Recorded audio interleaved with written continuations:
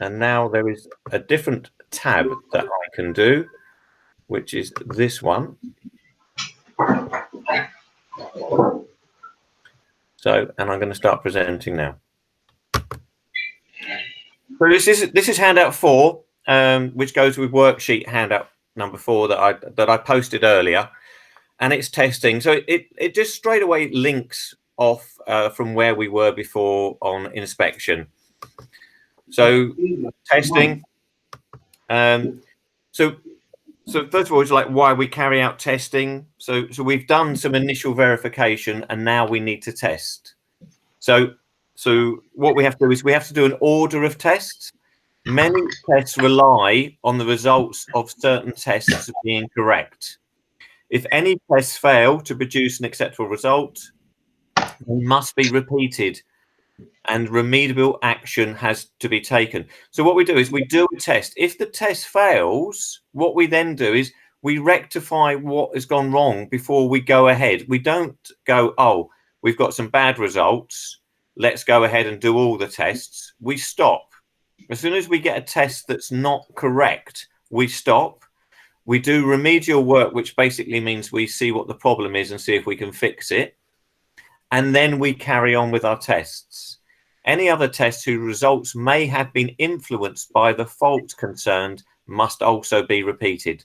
So if we find that we're doing a test and when we're doing a continuity of a conductor and we realize that that is not there correct, then what we must do is fix that, find out what the problem is, and then start the tests all over again, because we wouldn't be testing the full circuit.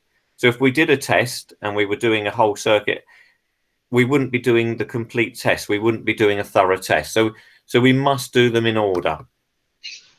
Now, these page numbers relate to the old book. I had a look earlier. So this relates to the older book because this is the smart screen that I managed to get, which is a slightly older smart screen, but it's I managed to get home with me. So the order of tests. So before the supply is connected, dead tests. So as we say, dead tests. So we do the continuity of the protective conductors, including the main and supplementary bonding. Then we do the continuity of the ring final, which you were doing with Mark. And we will go through all these tests in more detail. Then we do insulation resistance, and we do polarity.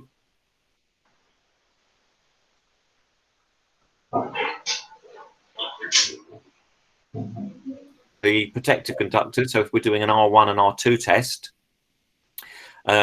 sometimes obviously we'll work out the polarity in there as well because we're working out our switching.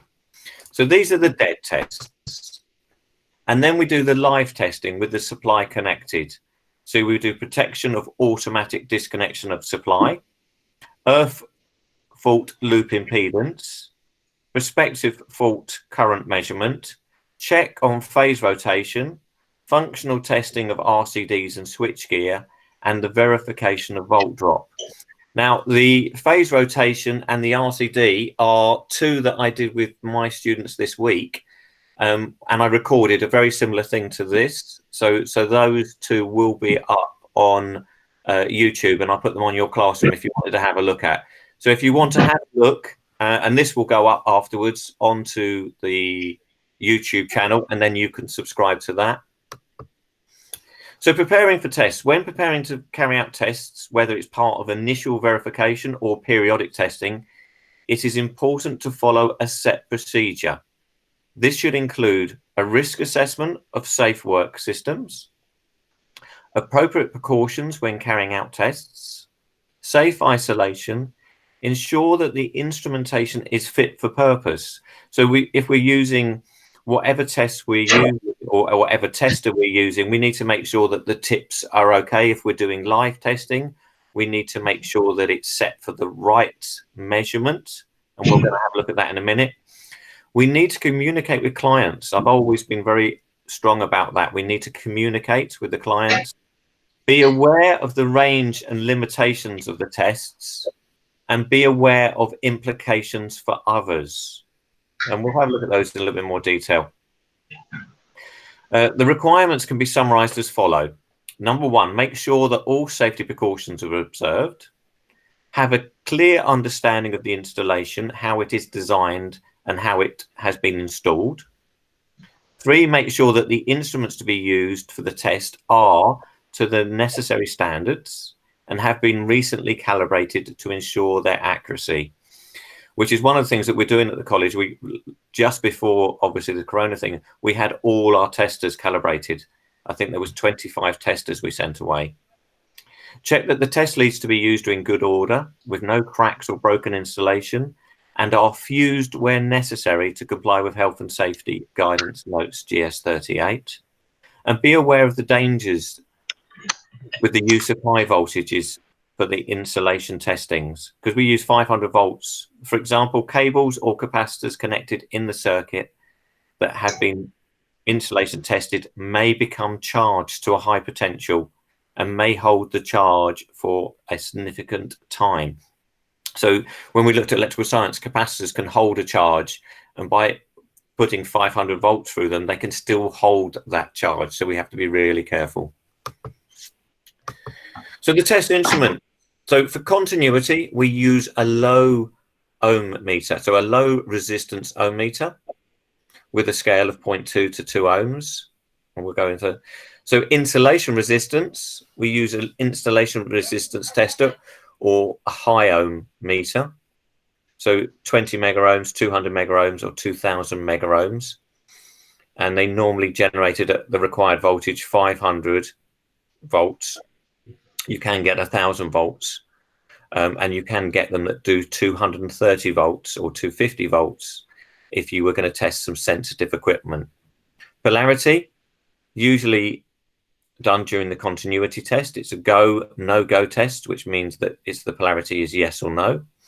Earth electrode, typical range is 20 ohms, 200 ohms, 2000 ohms. Earth fault loop impedance tester, perspective fault current tester, which we'll go through those a little bit more detail. Phase rotation tester, RCD tester, which tests at either 10, 20, 30, or 100, or 300, or 500 milliamps, depending on what the RCD is. And it tests at half the set ampage. So if it's a 30 milliamp tester, it will test at half 30 milliamps. It will test at 1 times 30 milliamps or 5 times 30 milliamps. So that's all depending on your settings. And the last one there, which just skimmed off, with a voltage drop. So an approved volt tester. So a range between 12 volts and 690 volts. So I'm just going to come out of that quickly, and I am just going to click on that. I'm going to click on there, and I'm going to stop recording.